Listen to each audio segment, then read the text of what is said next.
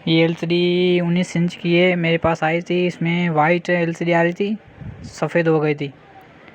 इसमें तो मैंने चेक किए यहाँ पर बोर्ड पे,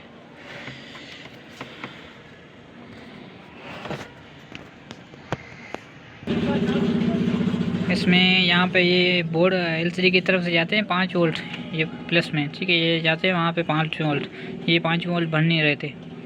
इसका ब्लर, ये जैक भी सही था, ग्रिप जो कहते हैं इसको, वो भी सही था, बोर्ड भी सही था, सिर्फ ये ट्रांजिस्टर वगैरह ख़राब थे।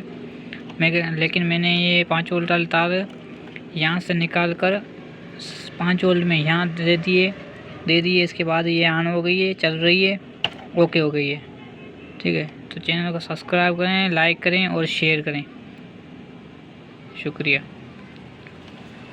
ये आपको चला के दिखाता हूँ। ये इसमें लगा दिए मैंने, अब ये इसमें आपको चेक करते हैं।